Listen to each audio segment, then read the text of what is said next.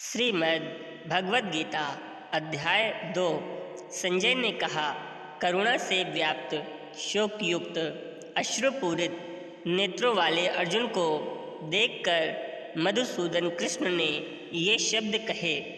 श्री भगवान ने कहा, हे अर्जुन, तुम्हारे मन में यह कल्मश आया कैसे? यह उस मनुष्य के लिए तनिक भी अनुकूल नहीं है जो जीवन के मूल्य को जानता हो। इससे उच्च लोक की नहीं अपितु अपयश की प्राप्ति होती है।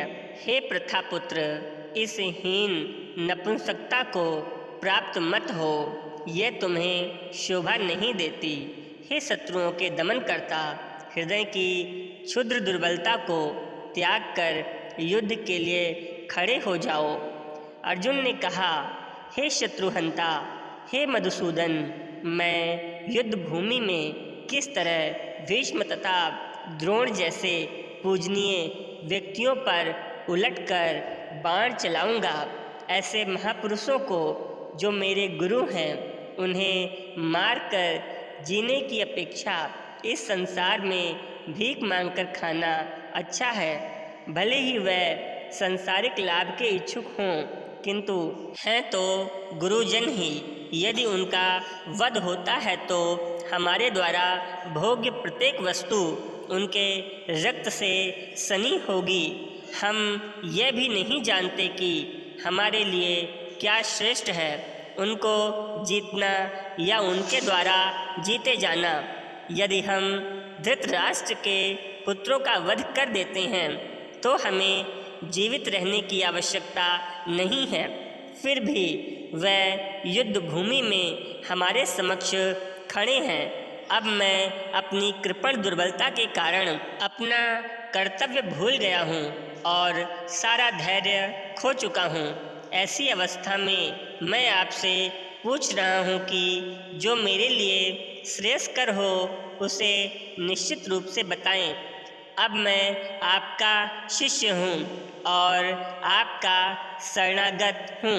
कृपया मुझे उपदेश दीजिए। मुझे ऐसा कोई साधन नहीं दिखता जो मेरी इंद्रियों को सुखाने वाले इस शोक को दूर कर सके।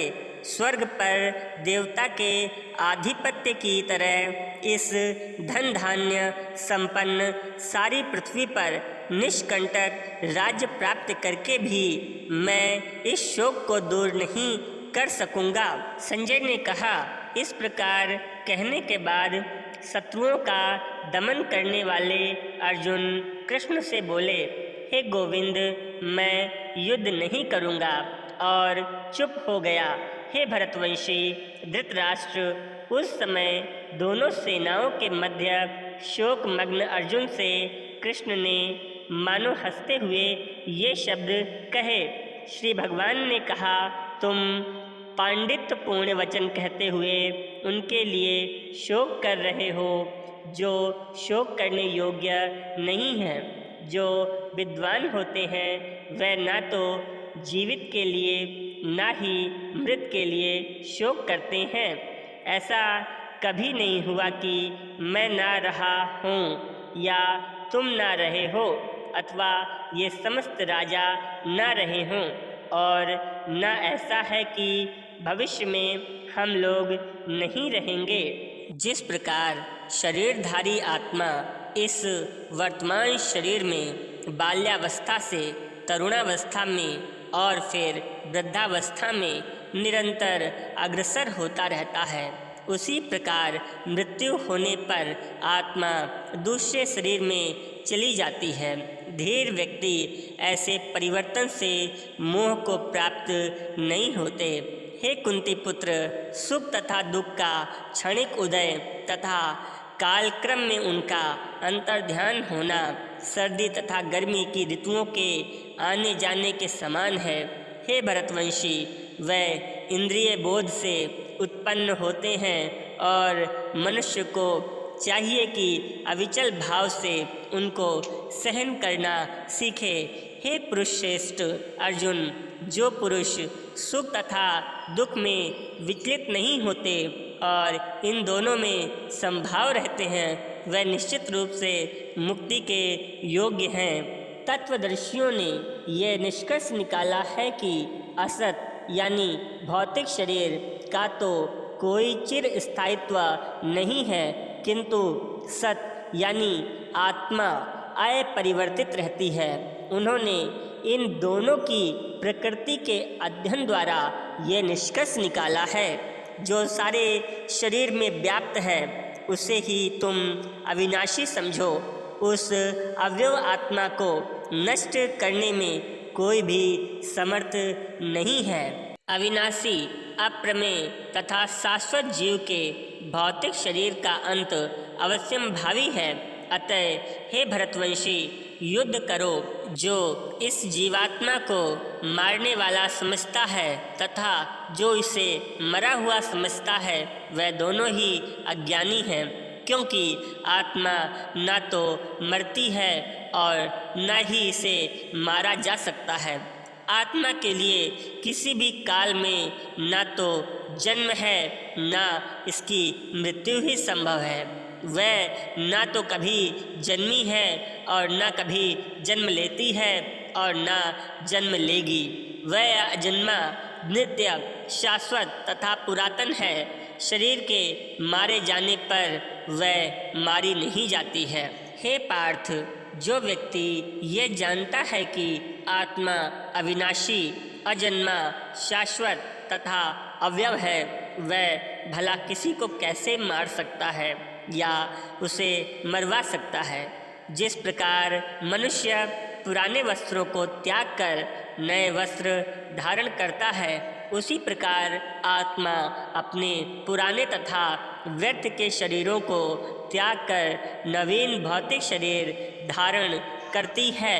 यह आत्मा न तो कभी किसी शस्त्र द्वारा खंड खंड की जा सकती है, न अग्नि द्वारा इसे जलाया जा सकता है, न जल द्वारा इसे भिगोया जा सकता है और न वायु इसे सुखा ही सकती है। यह आत्मा अखंडित तथा अघुलनशील है।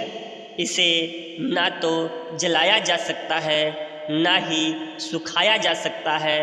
यह शाश्वत, सर्वव्यापी, अविकारी, स्थिर तथा सदैव एक समान रहने वाली है।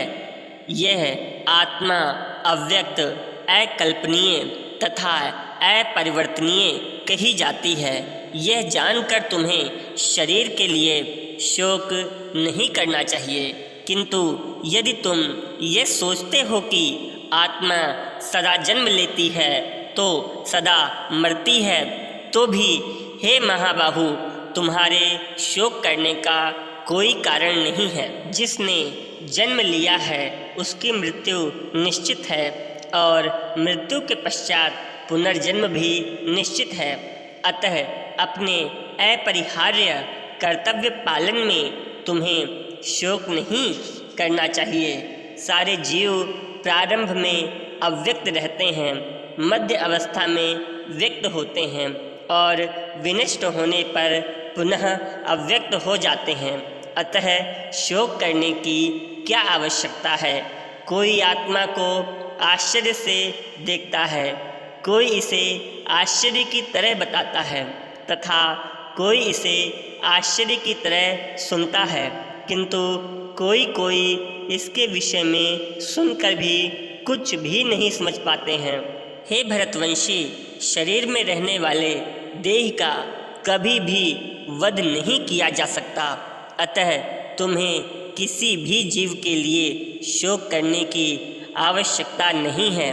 क्षत्रिय होने के नाते अपने विशिष्ट धर्म का विचार करते हुए तुम्हें जानना चाहिए कि धर्म के लिए युद्ध करने से बढ़कर तुम्हारे लिए अन्य कोई कार्य नहीं है।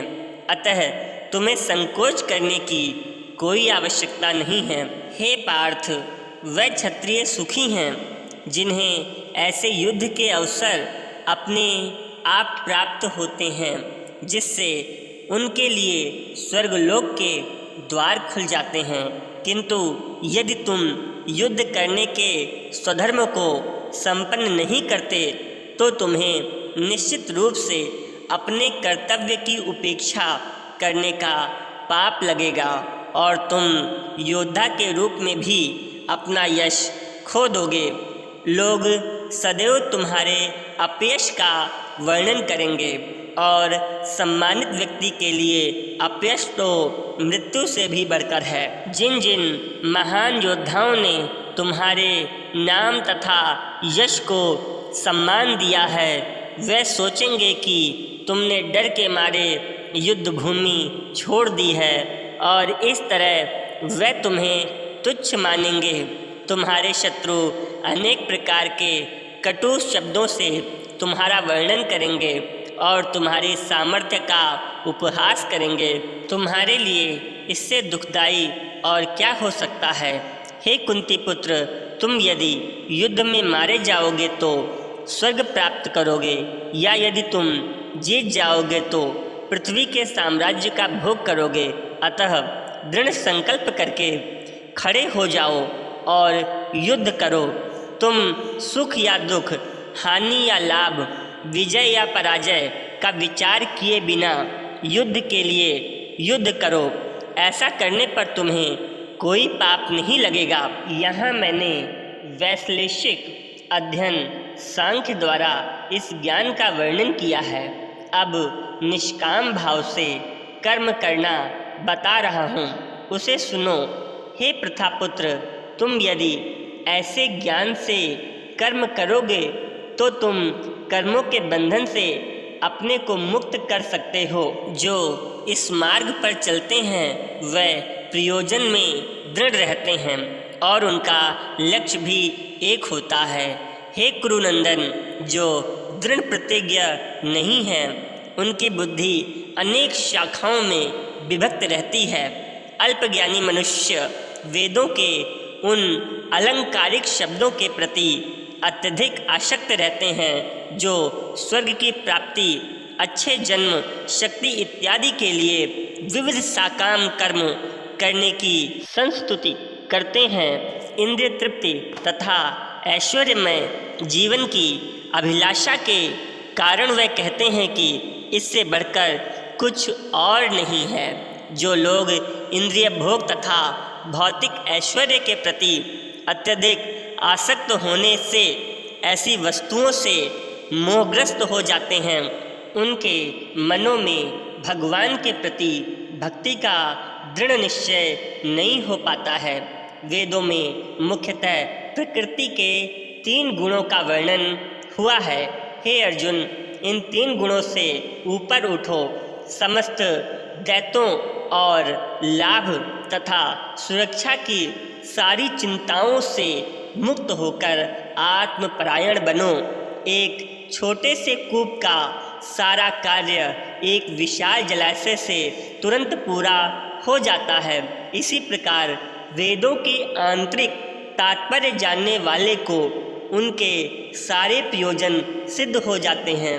तुम्हें अपना कर्म कर्तव्य करने का अधिकार है, किंतु कर्म के फलों के तुम अधिकारी नहीं हो। तुम न तो कभी अपने आप को अपने कर्मों के फलों का कारण मानो, न ही कर्म न करने में कभी आसक्ति रखो। हे अर्जुन, जय अथवा पराजय की समस्त आसक्ति त्याग कर समभाव से अपना कर्म करो। ऐसी समता योग कहलाती है। हे धनंजय, भक्ति के द्वारा समस्त गर्हित कर्मों से दूर रहो और उसी भाव से भगवान की शरण ग्रहण करो। जो व्यक्ति अपने सकाम कर्म फलों को भोगना चाहते हैं वे कृपण हैं। भक्ति में संलग्न मनुष्य इस जीवन में ही अच्छे तथा बुरे कार्यों से अपने को मुक्त कर लेता है। अतः योग के लिए प्रयत्न करो, क्योंकि सारा कार्य कौशल यही है।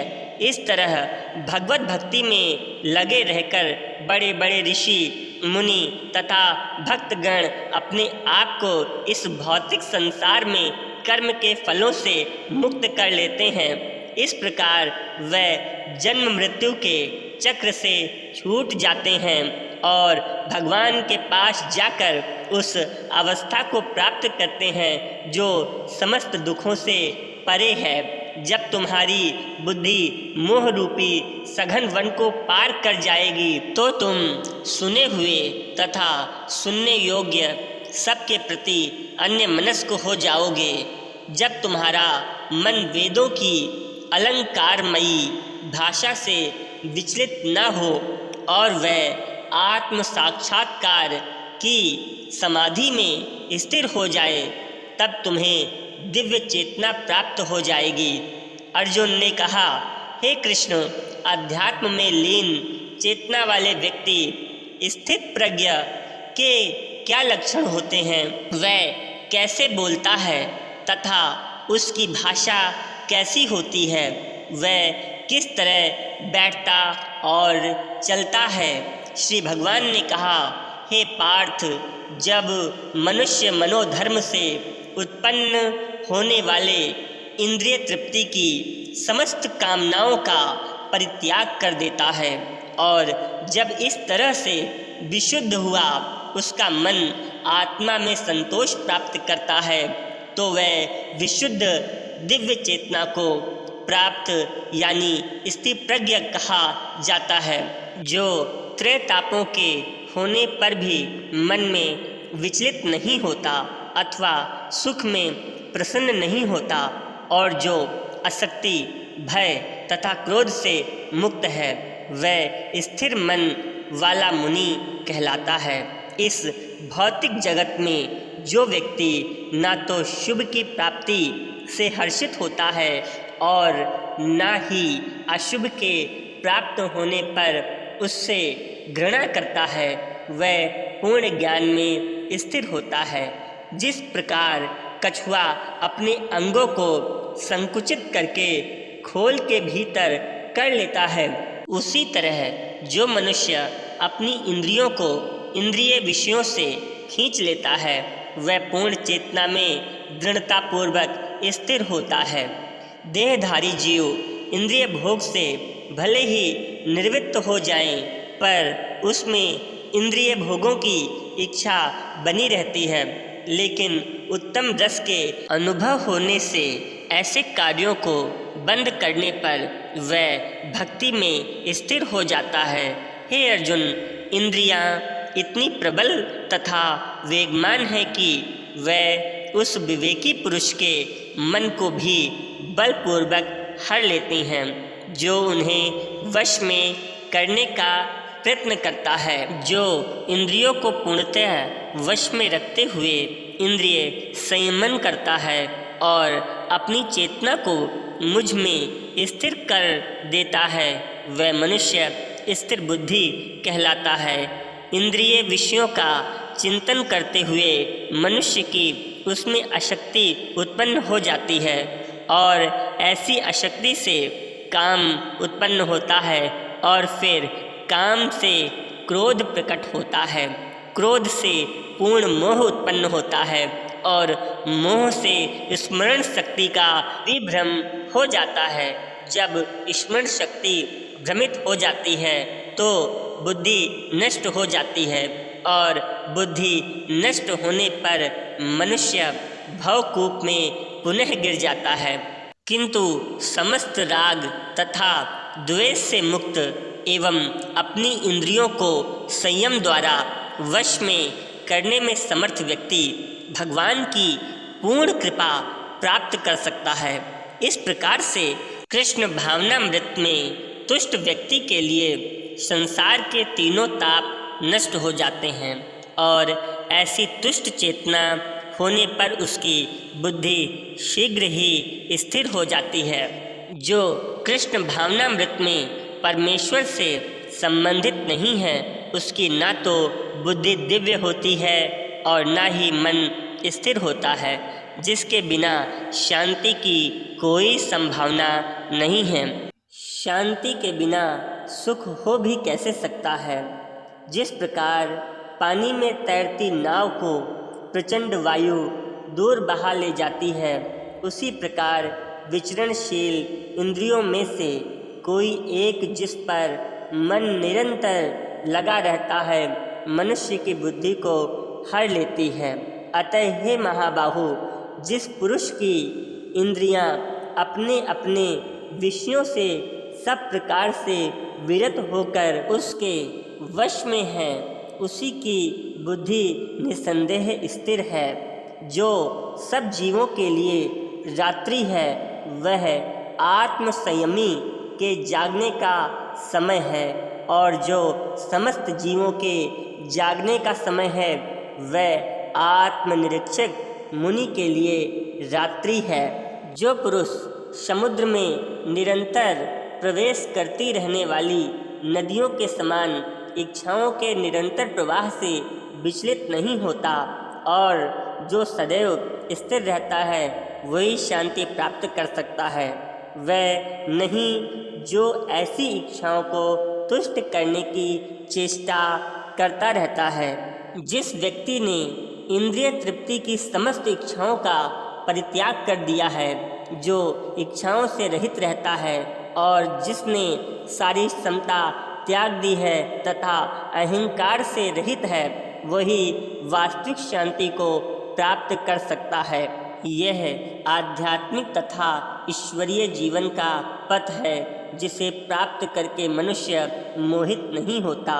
यदि कोई जीवन के अंतिम समय में भी इस तरह स्थित हो, तो वह भगवत धाम में प्रवेश कर सकता है। इस प्रकार श्रीमद् भगवद गीता के द्वितीय अध्याय गीता का सार का भक्ति वेदांत तात्पर्य पूर्ण हुआ। बोलो श्री कृष्ण भगवान की जय, श्री विष्णु भगवान की जय, श्री गुरु आशुतोष महाराज की जय। ओम श्री गुरुवे नमः। ओम श्री आशुतोषाय नमः।